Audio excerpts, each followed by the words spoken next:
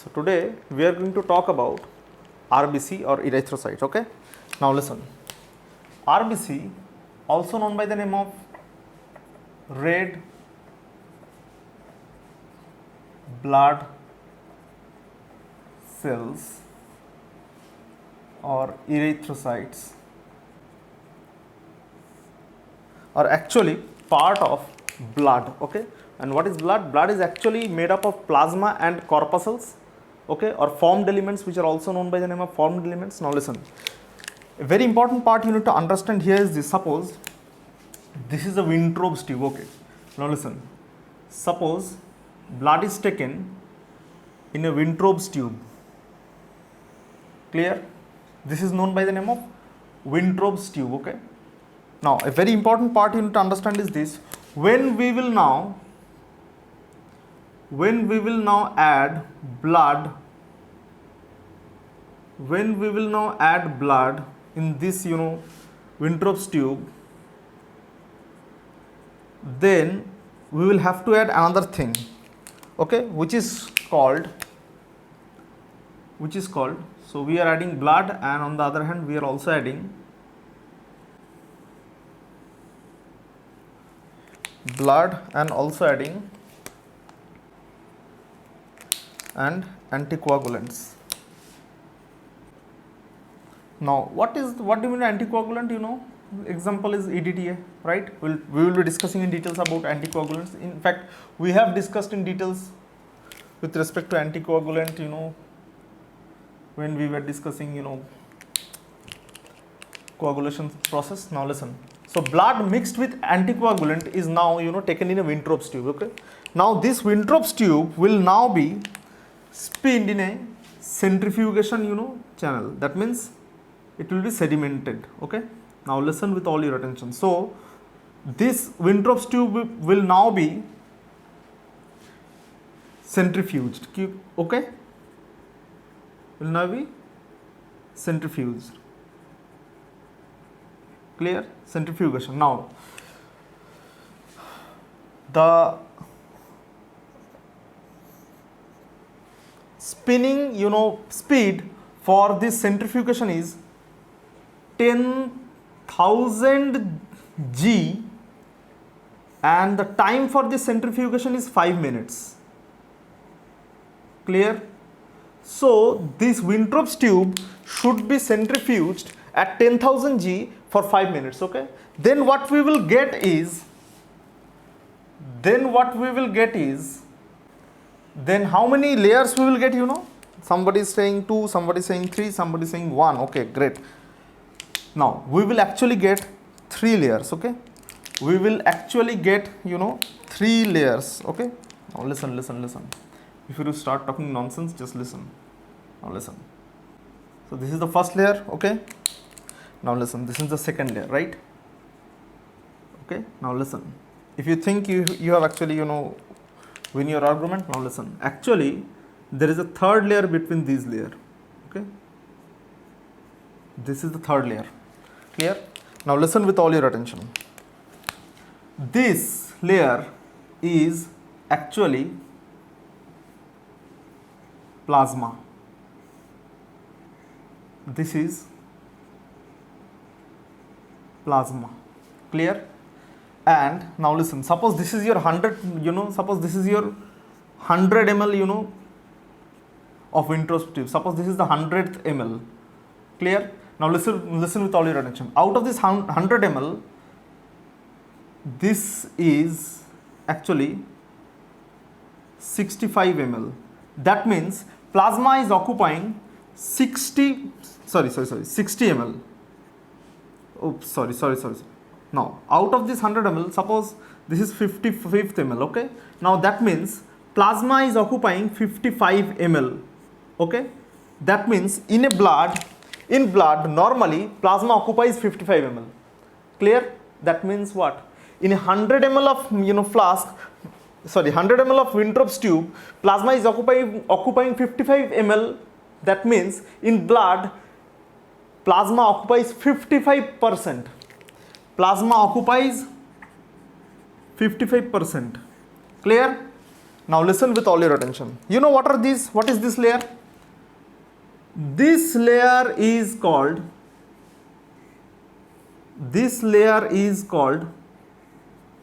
formed elements. This layer is called formed elements. This layer is called formed elements. Now listen with all your attention. This layer is called formed elements. Okay. Now listen with all your attention. Now in this formed elements, we have what? We have RBC and we have RBCs and we have WBCs. Now listen with all your attention. This layer is actually containing only WBCs. Okay? This layer is actually containing only WBCs. Listen with all your attention. This layer is actually containing only WBCs. Only WBCs. And this layer therefore is called Buffy coat. Clear? This layer therefore is called Buffy coat. Clear? Okay. So in a Winthrop's tube, if you centrifuge, anticoagulant added blood for 5 minutes at 10,000 G, then what you will get? A Buffy coat, right? And this Buffy coat entirely is made up of what? WBCs, right? Now listen with all your attention. This layer, this is entirely made up of RBC. This is actually made up of RBCs. Clear? This is actually made up of RBCs. Okay? Clear? Now, something called hematocrit value or hematocrit? There is a word called hematocrit which is very essential right now. There is something called hematocrit. There is a word called hematocrit. Now, can you define what is hematocrit? Now listen. Hematocrit means the fraction of the total blood, the fraction of the whole blood which is occupied by RBC. Now what do you mean by hematocrit? Now listen again. Fraction of the whole blood occupied by RBCs. Clear? Fraction of the whole blood occupied by RBCs is hematocrit. So in this case, suppose if you can tell me, in this case, what is the hematocrit of this experiment? Now listen, the hematocrit is, can you tell me? 45%. Now how? Now listen, suppose this is a 100 ml tube. Okay, now listen, out of this 100 ml, 55 ml has been occupied by plasma, right? After centrifugation, that means 45% is now occupied by 45% is occupied by formed elements. That means this is equivalent to 45 ml. Clear? Out of 100 ml, 45 ml is actually occupied by formed elements. Clear? Now a very interesting part you need to understand is this, that only the fraction of the whole blood which is occupied by RBC only. Clear? RBC only. This is what? This is hematocrit. That's why the hematocrit is only 45%. Clear? Am I clear to everyone? So that's why this is 45%. Okay? Now listen. Suppose in an experiment you see that the hematocrit is, suppose the hematocrit is 60%. That means what? Number of RBCs in that person has been increased, right? In some type of blood cancer, this occurs, due to genus kinase signaling problem. We'll talk about that later. But in many kinds of blood cancers, RBC number increases. Okay, RBC number increases, and therefore hematocrit increases, and your blood becomes thicker. And those patients need to be given aspirin. Clear? Those are blood, thinning agents. Okay, we have already discussed in hemodynamics. Now another important thing you need to understand is this: suppose in an experiment where you want to find hematocrit, you are getting 40% value of hematocrit. That means what? RBC number is decreasing or increasing? RBC number is decreasing. That means what? This person may have anemia. This person may have anemia. That means in his or her blood, RBC number is decreasing rapidly. Clear? RBC numbers are decreasing rapidly. We'll talk about that today. Okay, don't worry. Where in one of the diseases there will be, a person will be having anemia due to an absence of a protein. Clear? Okay, and that is called spherocytic anemia. We'll talk about that today. The molecular biology section of the RBC membrane, in that portion we will talk about spherocytic anemia. So okay, so you now know what is hematocrit. Clear? Okay. Now what are the normal values of hematocrit for women and men? Okay, for men the normal values of hematocrit is 45%. Okay, for women it is 40%. Clear? There are many reasons for it. One of the best reason is that men have testosterone, therefore their RBC number increases. Clear? Now a very interesting part you need to understand here is this, that what is the volume of RBC per kilogram of your body weight? Can you tell me? What is the volume of RBC per kilogram of your body weight? Now listen. Volume of RBCs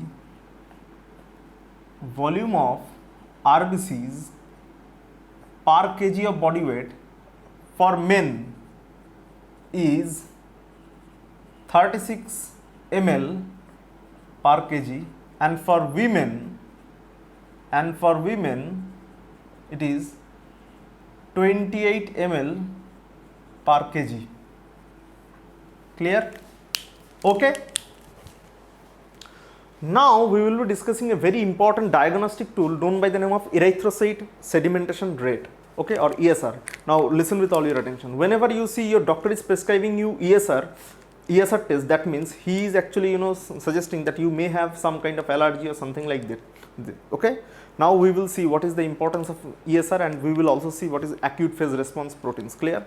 Okay. So now we will be discussing a very interesting topic, that is erythrocyte sedimentation rate. Okay. Now what is erythrocyte sedimentation rate? Now erythrocyte sedimentation rate is one of the earlier tests which is still used nowadays.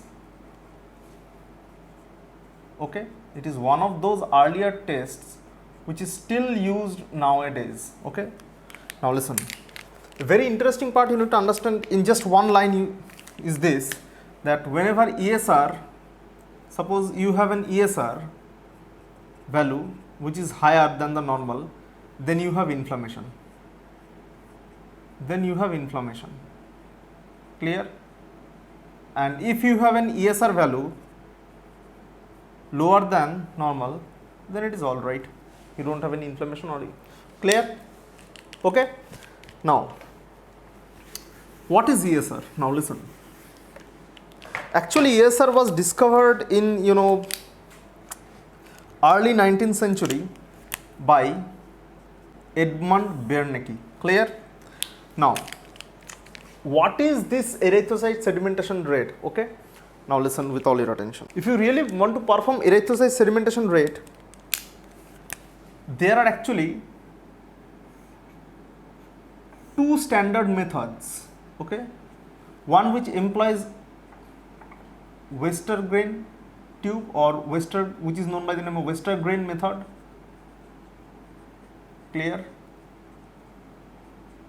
There is Westergren method. Another is Wintrob's method. Clear? Wintrob's method. Now it is very much important for you people to understand that which one is the standardized method, right? Now listen, in 1977, International Committee for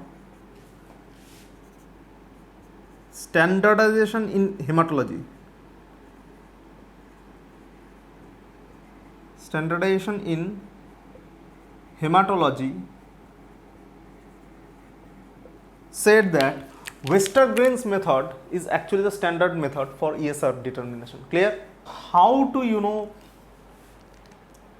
use ESR as a tool for determining whether you have inflammation or not. Now listen, let's talk about the Westergren method first. Okay, now listen, in Westergren method,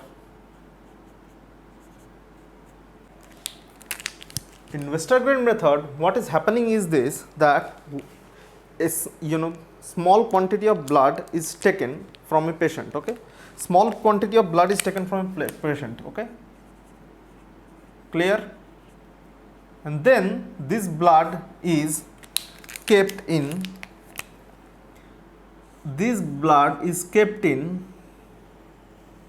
a tube which is called Westergren tube. Clear? Which is called Westergren tube. Now, a very interesting point you need to understand is this, that there is a difference between this Westergren tube and Wintrob's tube. Now, what is the difference between Westergren tube and Wintrob's tube? Can you tell me?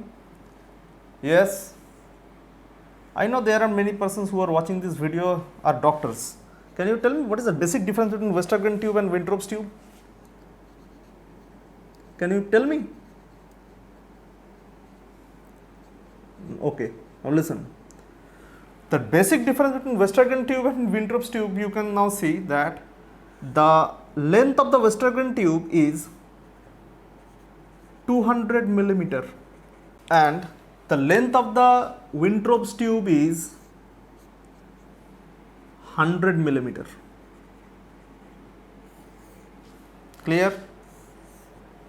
Now, a very interesting part, that's why you need to understand is this, that suppose you are performing erythrocyte segmentation rate or ESR test in a Wintrob's tube, that means it will take a lot, less amount of blood.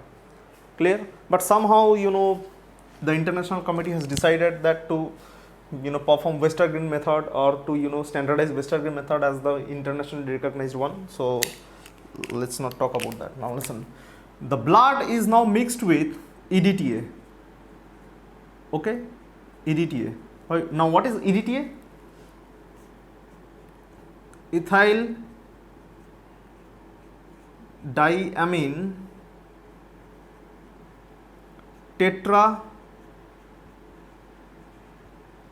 acetic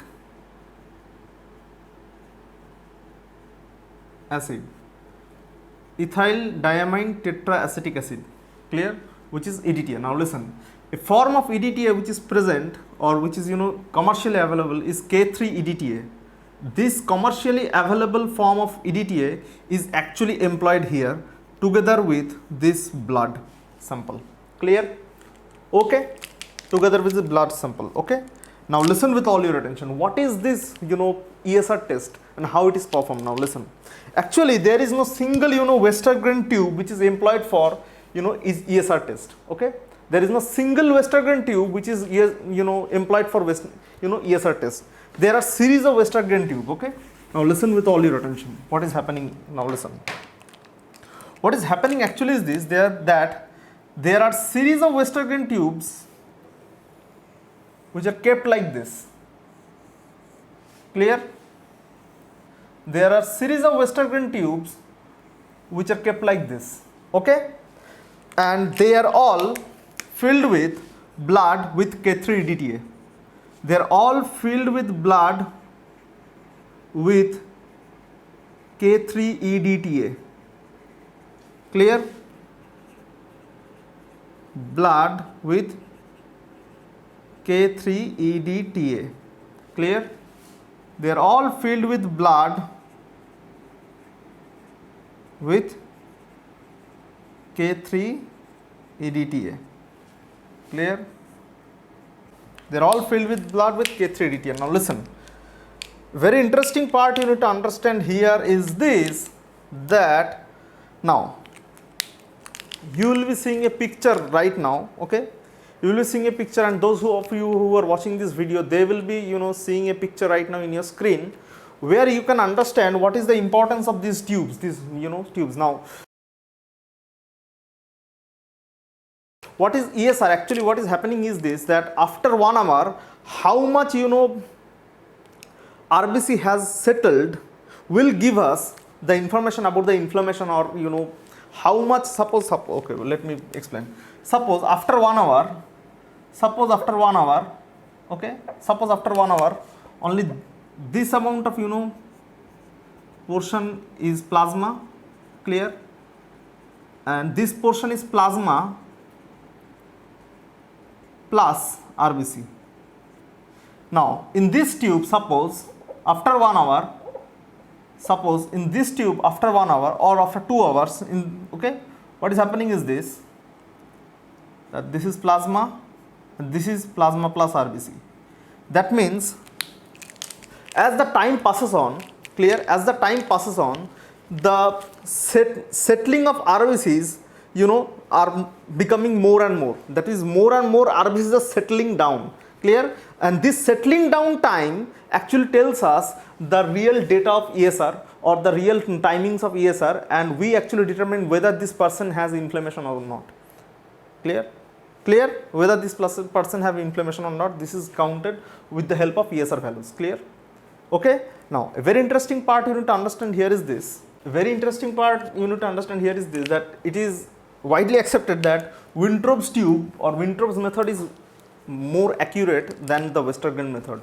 But international committee has actually told us way back in 1977 that Westergren method is more accurate and should be performed worldwide. Clear? Now we will find out why ESR is actually occurring. That is the mechanism by which ESR or these RBCs are settling down. Now listen. Suppose this is an RBC. Clear?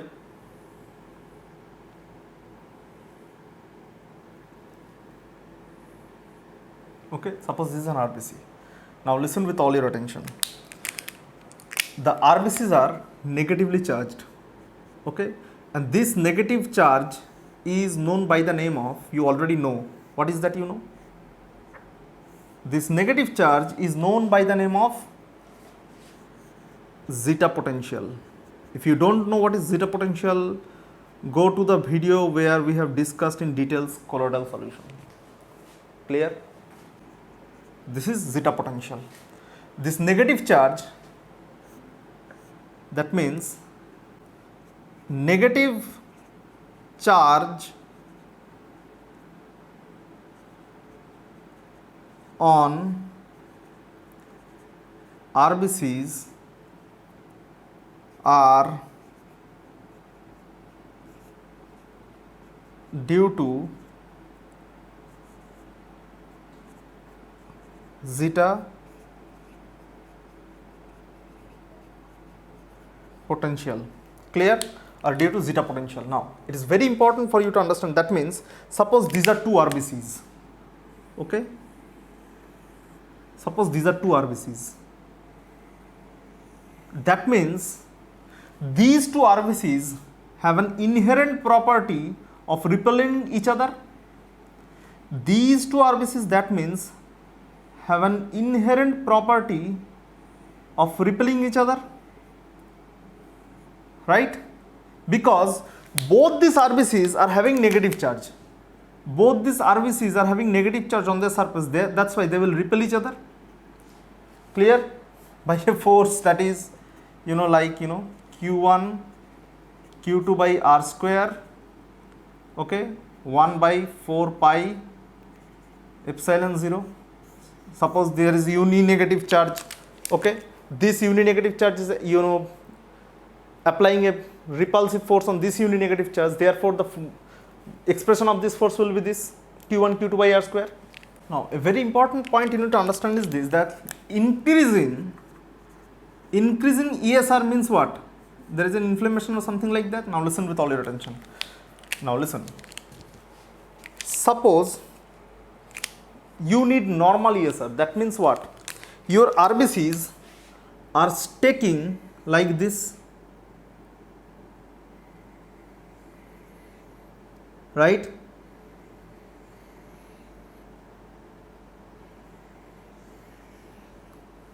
Your RBCs are stacking like this. Now the stacking of these RBCs, this process is known by the name of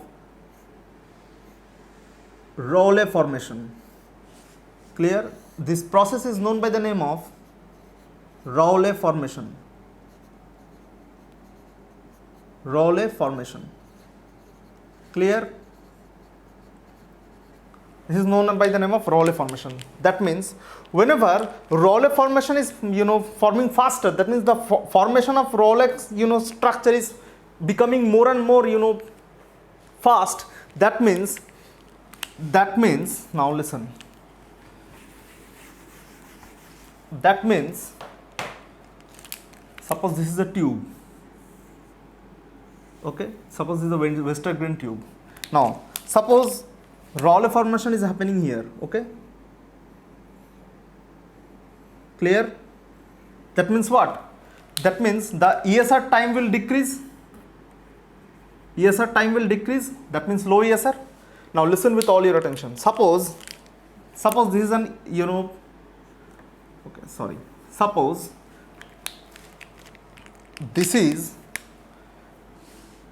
a RBC. Okay, now suppose this is another RBC. Suppose this is another RBC. Okay, now a very interesting part you need to understand here is this. So these RBCs will repel each other due to these negative charges, right? Due to these negative charges. Now a very interesting part you need to understand here is this. Suppose these negative charges are neutralized by some something. Suppose these negative charges are neutralized by something, then we can say that Rowley formation will be fast. That means any agent which decreases zeta potential, any agent which decreases zeta potential will increase ESR. Right? Now listen with all your attention. Plasma proteins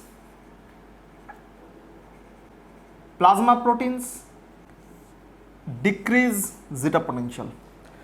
The best example of plasma protein which decreases the zeta potential is fibrinogen. Now if you have any disease where fibrinogen concentration is increased, then you will have more ESR. Clear? Now another thing you need to understand is this. Suppose RBC membrane is loaded with many proteins. RBC membrane proteins actually neutralizes zeta potential. RBC membrane proteins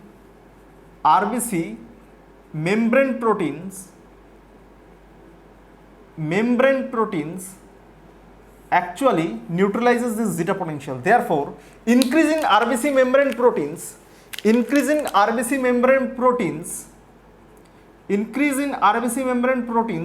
will actually decrease the zeta potential, therefore increase ESR. Clear? Okay, clear? Now another thing which is helping in the Rowley formation is this. Suppose now listen. Suppose there is plasma. Now listen, suppose this is an RBC. Suppose this is an RBC and this is another RBC. Now when these RBCs want to come in contact with each other and form Rowley formation, what is happening is this. There is plasma in between these two, right? Now plasma is giving upward force to the RBC which is falling downward, right? Something like buoyant force, right? Now in a disease, suppose in a disease your plasma concentration decreases. That means your formed element concentration have increased. Therefore this upward force will be less. Therefore in anemias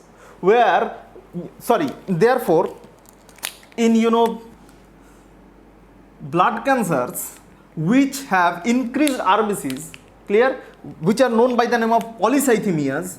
In polycythemia,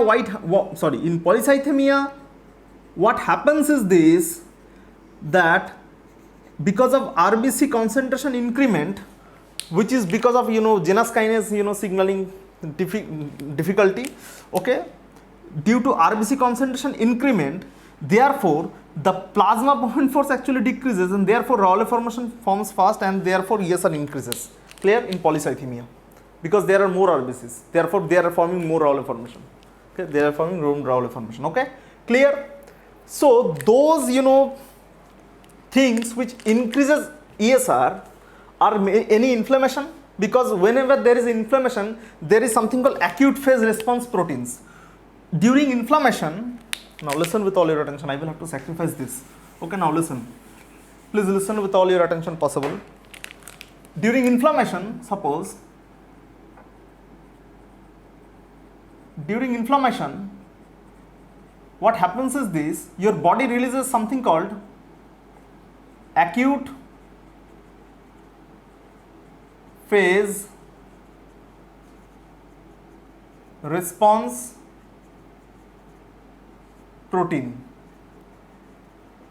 Clear? Your body releases something called acute phase response protein. Now listen with all your attention. When acute phase response protein increases, that means these protein will now neutralize the zeta potential, therefore increase ESR. That means in inflammation, what happens is this: in inflammation, now listen, in inflammation what happens is this: ESR increases because zeta potential decreases due to the increase in acute phase response proteins. Clear? Okay? As ESR is intimately connected with acute phase response protein increase or decrease, therefore it is also known by the name of, ESR is also known by the name of acute phase response test. It is also known by the name of, which is not very much common, which is also known by the name of acute phase response test. Clear? It is also known by the name of acute phase response test. Okay? Now, what are the reference levels for this erythrocyte sedimentation rate test, right? Now listen with all your attention. Now, we will be talking about reference interval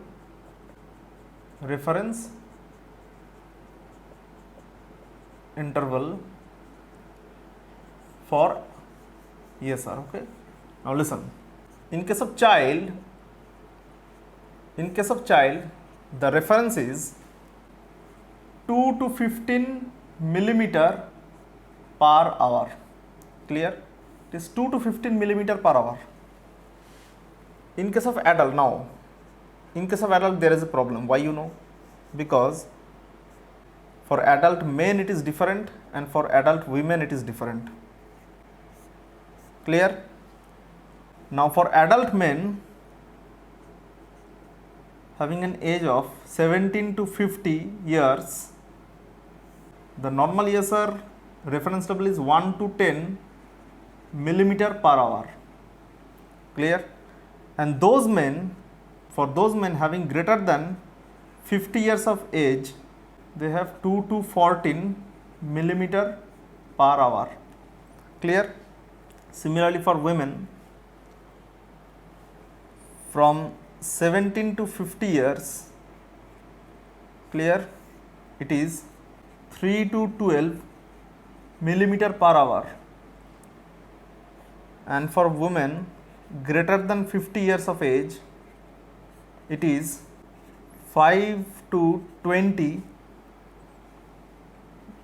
millimeter per hour. Clear? So these are the reference levels. Now, a very interesting part you need to understand, ESR is a very important test. ESR is a very important test, or is a shear shot test, or problem in ESR values is a shear shot test of a very important disease called temporal arteritis. Now what is temporal arteritis? Now listen, temporal arteritis is nothing but a vasculitis of blood vessel supplying the temporal bone. Now listen, vasculitis of arteries supplying temporal bone area. Temporal bone area. Clear? Those areas near the temporal bones like this, those areas are supplied by some arteries, suppose. Okay, now listen with all your attention. Those arteries, if they are under inflammation or if they are undergoing some inflammatory response, then ESR will be really high. Clear? So temporal arteritis is actually determined by ESR. It's one of the best tests for temporal arteritis. Clear? Now there is another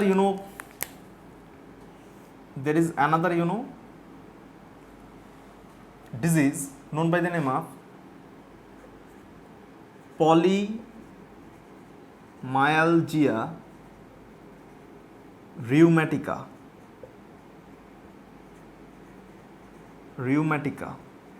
Polymyalgia rheumatica is actually more predominant in Caucasians. Okay, is more predominant in Caucasians above the age of 70 years. Okay, and it causes aching and stiffness in the joints on these areas and like this. Okay, clear? So the ESR is very much high, or ESR is the elevated levels of ESR is actually the sure shot test for temporal arteritis and polymyalgia rheumatica. Clear? Okay, so this is all about ESR. Now we will be discussing about RBC in details. Okay, all right, so now we are going to discuss RBC membrane proteins. Okay, now we are going to discuss RBC membrane proteins. Now before we start, you must understand this very basic thing, that RBC membrane proteins actually form the basis on which cytoskeletal structures are defined. Clear? They form the basis on which cytoskeletal structure of different types of cells are defined. Okay, now why? This is because of the fact that RBC membrane can be studied easily, number one. Number two is this, that they contains maximum amount of proteins which can be present in a cell. Clear? Therefore, study of RBC membrane proteins gives you all the necessary proteins, or study of RBC cytoskeletal structures, cytoskeletal proteins gives you all the necessary information about the other types of cytoskeletal proteins which may be present in other cells. Clear? Okay, now listen with all your attention.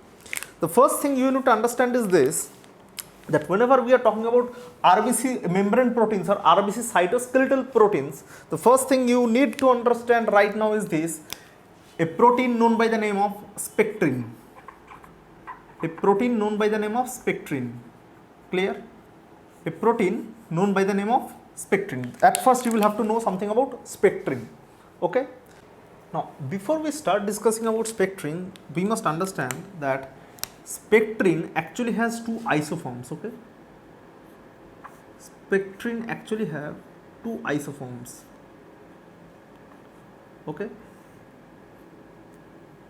spectrin have two isoforms. Okay, number one is alpha spectrin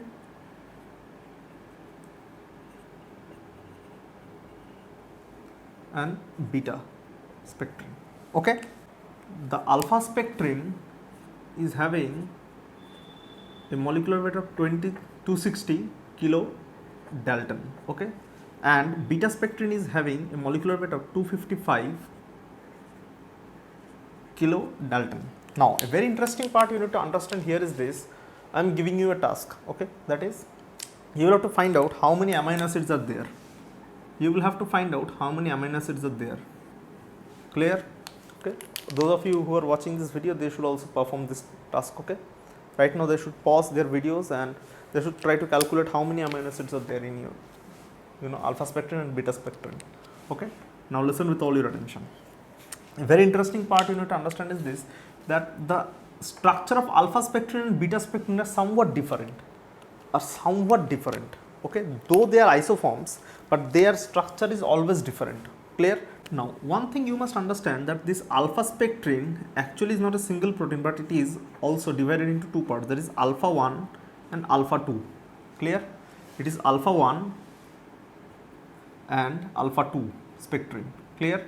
they have their structure is somewhat different, not very much different with respect to alpha 1 and alpha 2, but beta spectrin is actually a very much diversified spectrin group. Why?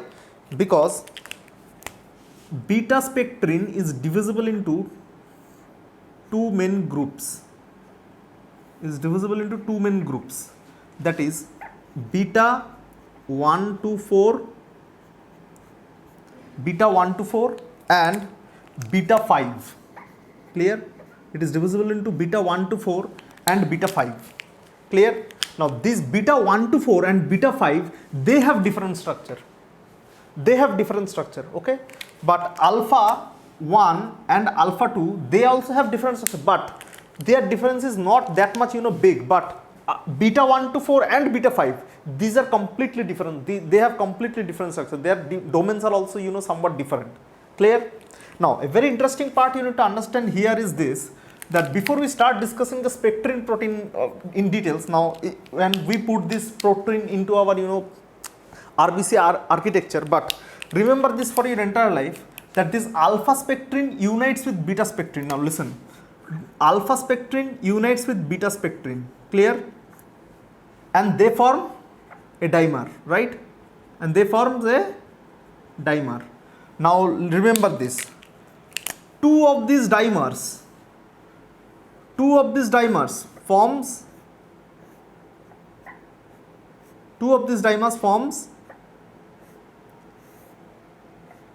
tetramers.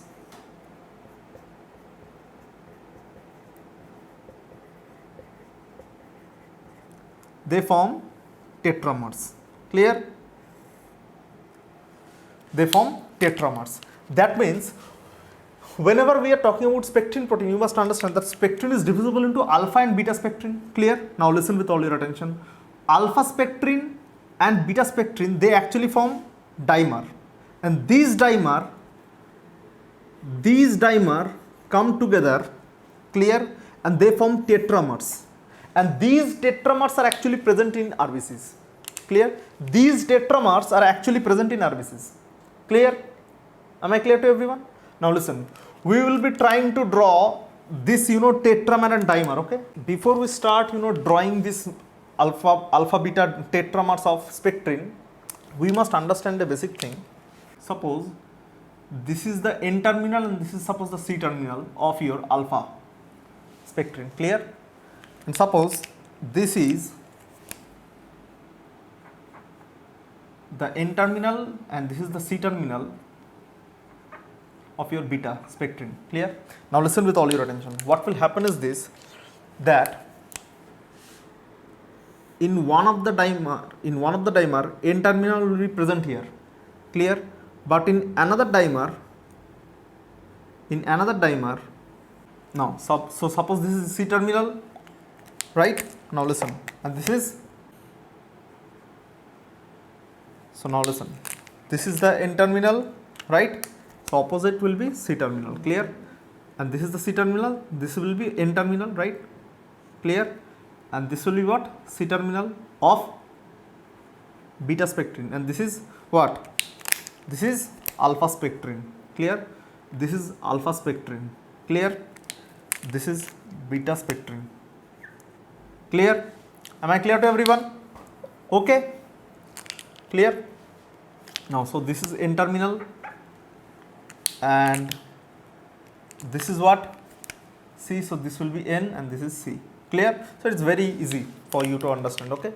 Now a very important part you need to understand here is this, that these spectrin proteins are present throughout the RBC membrane. So suppose this is your RBC membrane.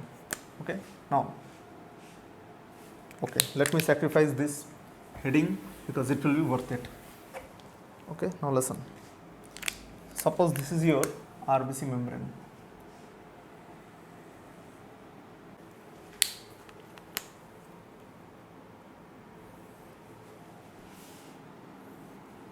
So you know what is this. Clear?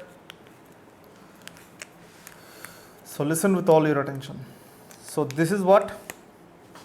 This is your phospholipid bilayer, right?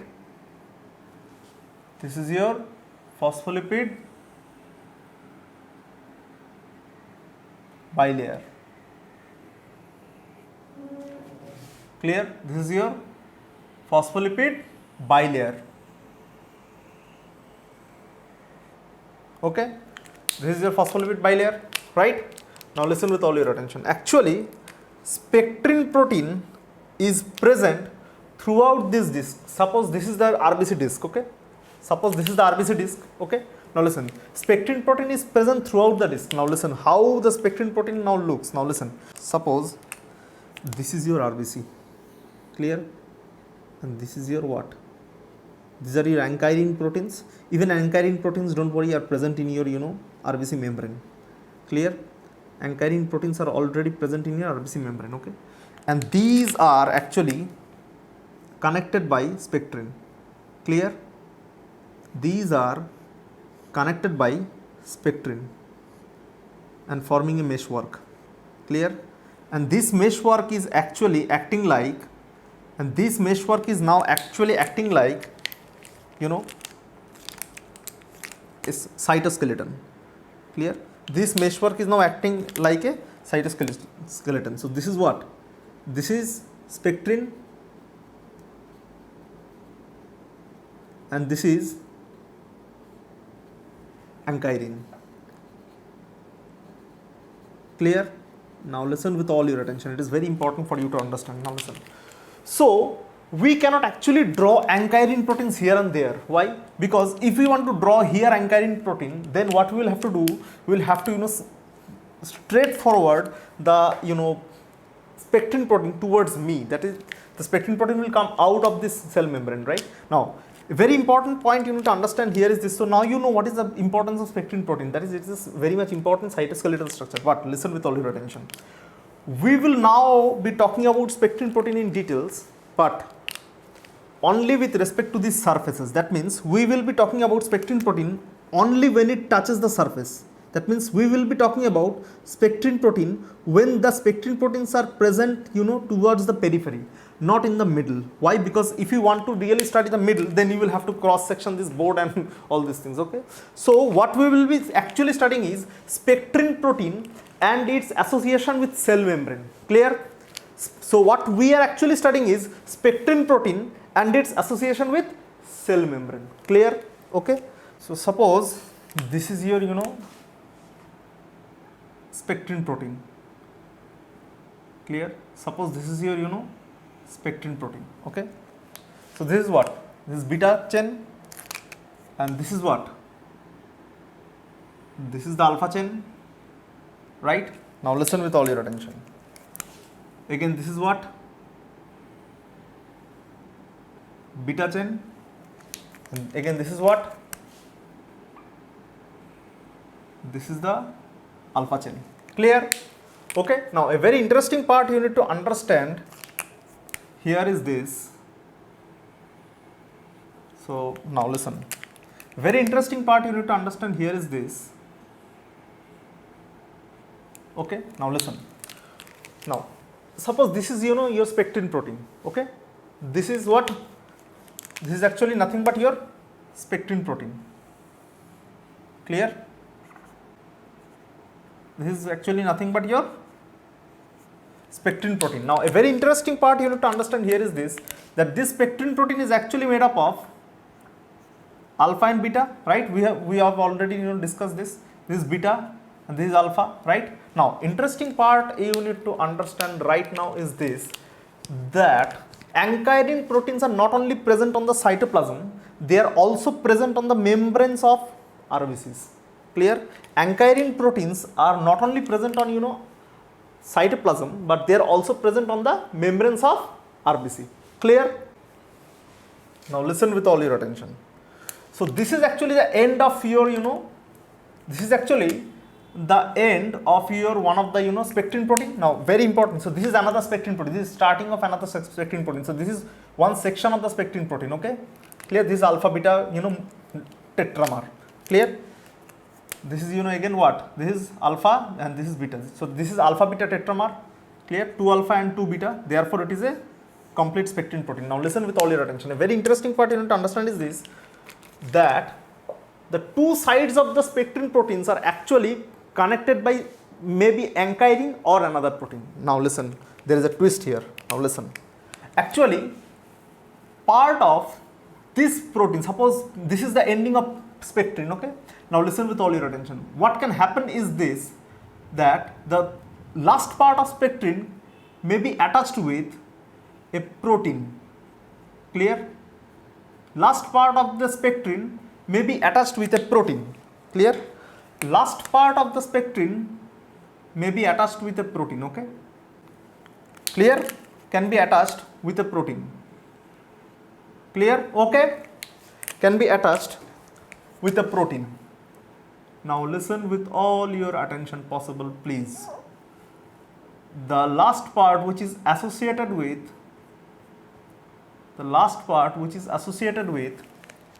spectrin, sorry, the protein which is associated with the last part of the spectrin is known by the name of ankyrin. This is your what? This is your very special friend, that is ankyrin, right? This is known as ankyrin. Now listen with all your attention. Ankyrin has a molecular weight of 215 kilodalton. Now you know your job is to find out the number of amino acids, right? And also number of nucleotides. Clear? Okay. Present in mRNA of this protein. Clear? Now listen with all your attention. So this is actually, you know, your ankyrin protein. Clear? Okay. Now listen with all your attention. This ankyrin protein is actually associated with membrane. Clear? Is actually associated with membrane and also associated with another protein.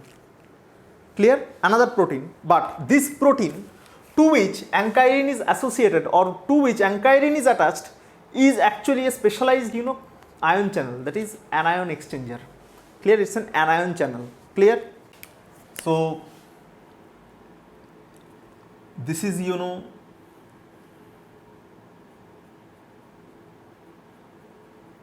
suppose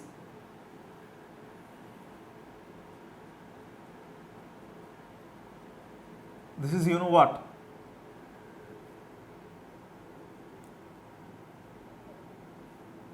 this is what, this is anion exchanger, right? Right? This is anion exchanger. Now listen, anion exchanger is associated with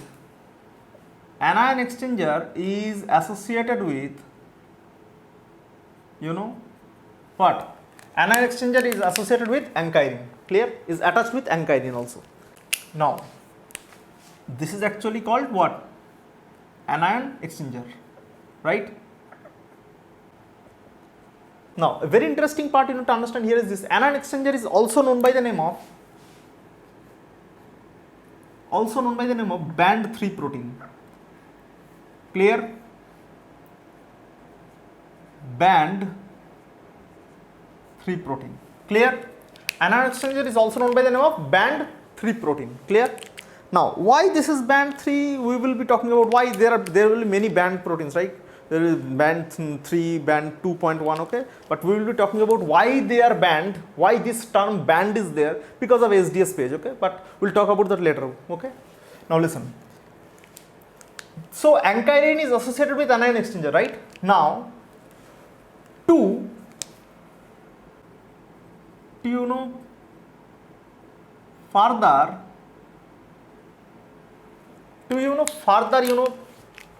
establish a stronger bond between ankyrin and the spectrin, a small protein, ankyrin and the spectrin as well as anion exchanger, a small protein is there which stabilizes ankyrin. Clear? This protein is known by the name of pallidin. This protein is known by the name of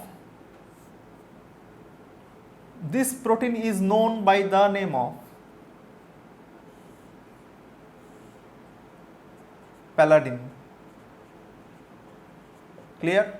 Now pallidin also have a secret name, that is band 4.2 protein. Clear? So pallidin is also known by the name of band 4.2 protein. Clear? Okay?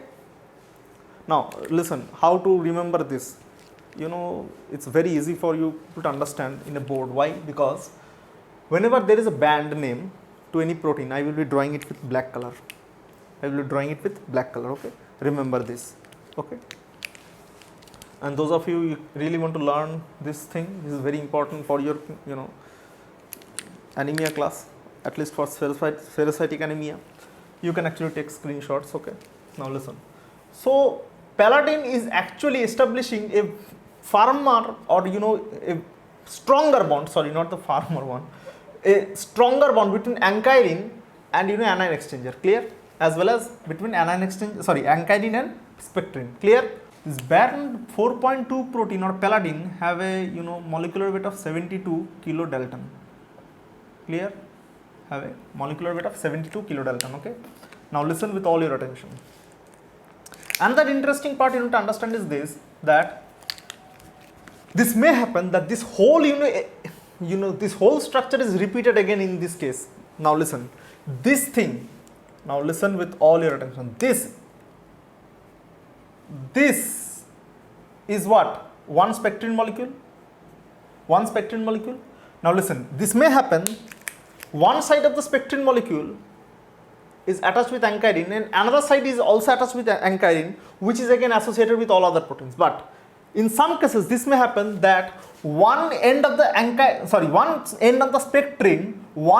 spectrin is associated with ankyrin molecule, but another end of the spectrin protein is associated with another protein known by the name of band 4.1, clear? Now listen with all your attention. If you really want to learn something. Now listen.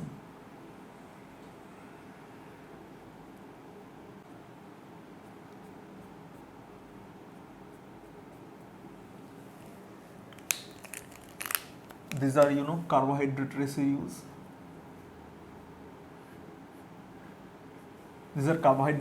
Now, interesting part you need to understand is this protein is actually not band 4.1. This protein is known by the name of glycophorin C. Clear? This protein is known by the name of glycophorin C. Now listen with all your attention. To glycophorin C, actually a protein is attached which is band 4.1, that is this, clear? Okay, this is what? Band 4.1, clear? This is known by the name of band 4.1, okay? So this is band 4.1 protein which is tightly associated with glycophorin C, clear? Okay? Can you tell me which one is the bigger protein, glycophorin C or band 4.1?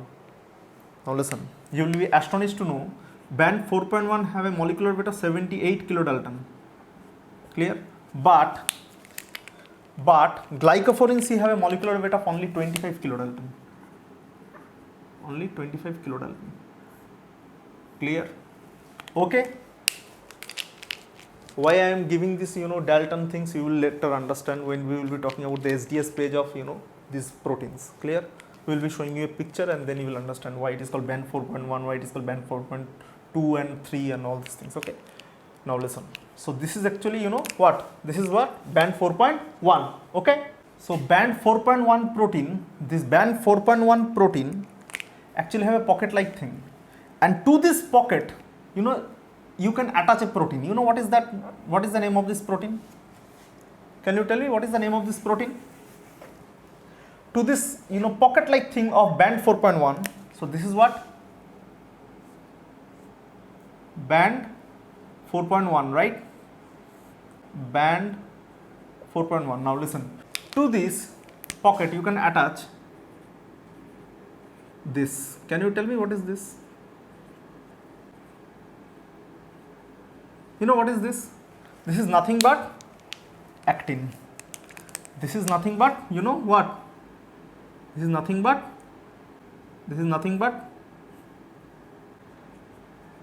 actin. Clear? Now listen. These actins are kept in place by a protein you already know. What is this? This is what? This is what? This is known by the name of tropomyosin, right? Tropomyosin. Right? This head is actually, this head of F actin is actually covered by another protein. You know what is the name of this protein? The name of this protein is tropomodulin. Clear? The name of this protein which attaches to the head of F actin is tropomodulin.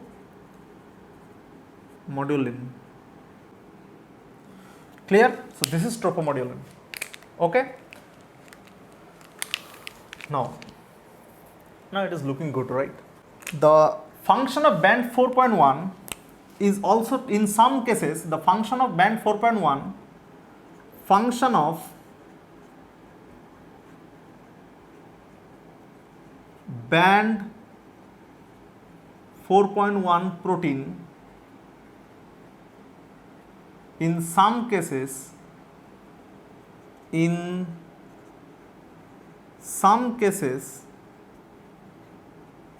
is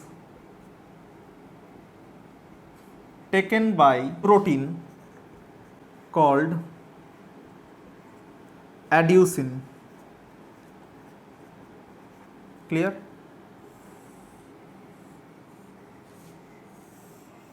Called adenosine. Clear? Now adenosine actually have two isoforms. One of them is having 100 kilodalton weight, another one is having 105 kilodalton weight. Clear? One of them is having 100 kilodalton weight, another one is having 105 kilodalton of weight. Clear? So this is actually adenosine. Clear?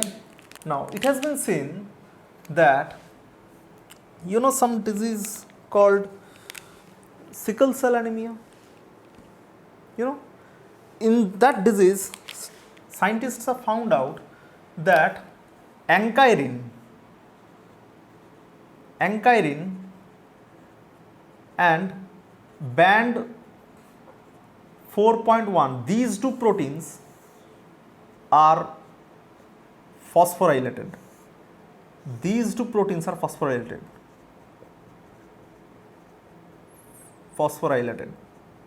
Clear? And therefore, when these two proteins are phosphorylated, suppose ankyrin is phosphorylated, now what will happen is this, ankyrin will come out of this anion exchanger or band 3 protein, okay? And therefore, this whole spectrin structure will now fall, and therefore, the biconcave shape of the RBC is now, destroyed. And therefore, these biconcave RBCs have a very much, advantage that they can pass through, small capillaries, right? But when the spectrin, cytoskeletal structure has been destroyed by the phosphorylation of ankyrin and band 4.1 protein, then what happens is this biconcave shaped structure or biconcave shape of these RBCs are destroyed, and therefore these cells become more prone to destruction. These cells become more prone to destruction. Clear? These cells become more prone to destruction, and this destruction means they will be taken up by these cells. Now will be taken up by liver macrophage. Clear? These cells will now be taken up by liver macrophages, and they will be destroyed before 120 days. Therefore, sickle cell, those persons who are having sickle cell, they develop anemia because they don't have enough RBCs to live for 120 days. Clear? Okay. Now a very interesting part is this, that why these proteins are called band 4.1, band 3, band 4.2. Now why they are called band, right? Band proteins. Now this is because of the fact that they are called band proteins. This is because of SDS page. That means whenever scientists were performing, okay, let me sacrifice this portion. Now listen. Whenever scientists were performing SDS page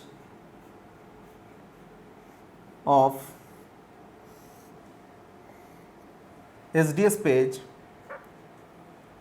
of the membrane protein of RBC, clear?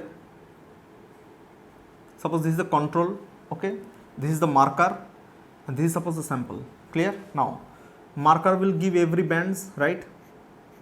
Clear? Now listen with all your attention. Now this is actually the protein which is having highest or lowest, kilodalton or protein molecular weight. This is having the highest molecular weight, right? High molecular weight, right? High molecular weight. Therefore, it cannot go, further. And this band will be having protein with low molecular weight, right? With low molecular weight. Now, interesting part you need to understand is this, that suppose your control is giving all the bands because your control is normal, okay? Now listen, suppose, which is the third band? Suppose this is 1, 2, 3, okay, this is third one, so this is band 3, this is third band, so band 3 is anion exchanger protein comes here, okay? Now, what is band 4? So this is band 4, but we have got band 4.1 and 4.2. What is band 4.1 and 2? These small bands are band 4.1 and 2, clear? Now listen with all your attention. So suppose this is band 4. Suppose this is band 4.2, this is 4.1, okay? Now a very interesting part you need to understand, this is control. This is a control group, right? That means no disease is present, okay? And this is a marker which is given to you, before you have started the experiment, okay? Now listen, suppose you have a sample of sickle cell anemia, S for sample, S for sickle cell, okay? Now they will have phosphorylated ankyrin and band 4.1. That means phosphorylated band 4.1 will have a more, will have a more molecular weight or less molecular weight. So suppose this is 4.1, suppose this is 4.2 and this is suppose 4.1. So that means what you will know is this, suppose your membrane proteins will give something like this. These are the bands, right? These are the bands, but whenever ankyrin and band 4.1 is phosphorylated, that means now what will happen is this, that phosphorylated band 4.1 will now give a band here that is above 4.1. So suppose this is normal 4.1, which is also there in suppose this is normal 4.1, this is normal 4.2. So phosphorylated 4.1 will now give a band above 4.1. Why? Because phosphorylated 4.1 means what? Its molecular weight has increased because of the addition of phosphate. Now a very interesting point you need to understand is this, that without studying even the RBC, okay, without even studying the RBC by the help of an electron microscope or something, just by performing SDS page, you can now see that there is a problem with this person, clear, in his or her RBC, clear? Suppose this person is having any other disease like spherocytosis, okay? Now we will be talking about spherocytosis, but now know why they are called band 3.1 or 4.1 or band 3, band 4.2, okay? Now we are going to discuss spherocytic anemia with respect to these proteins, okay? We are going to discuss spherocytic anemia, clear? Spherocytic anemia. Now listen, we are talking about hereditary spherocytic anemia. We are talking about hereditary spherocytic anemia. Now, in case of hereditary spherocytic anemia, what will happen is this, ankyrin and band 4.1 actually is mutated and therefore it becomes phosphorylated, clear? That means what happens is this, suppose this is an mRNA, okay, this is an mRNA. Now, in one of the code, suppose there is a substitution reaction due to which a code has been placed which codes for a protein having OH group. Suppose it codes for now phenylalanine, clear? Suppose it codes for now phenylalanine, clear? Now phenylalanine have OH group, and this OH group can now react with phosphates, and therefore they can actually get phosphorylated. And due to this, suppose this is just an example, okay? This is just an example. It doesn't mean that this mutation occurs in this phenylalanine or something like that. No. Suppose, okay? Now that's why this may happen, that ankyrin and band 4.1 becomes phosphorylated, and this structure of this RBC is not maintained properly, and therefore they become spherical. RBCs have what? Biconcave structures, right? RBCs have biconcave structures, but due to this ferrocytic anemia, what may happen is this: they become spherical in nature. They become spherical in nature. Clear? And these spherical RBCs are taken up by liver macrophages, and they are now, destroyed by liver macrophages and all other macrophages present here and there in your body. Clear? Spleen and liver actually destroys RBC. Clear? Okay, so this is the detail of, RBC membrane protein. Clear?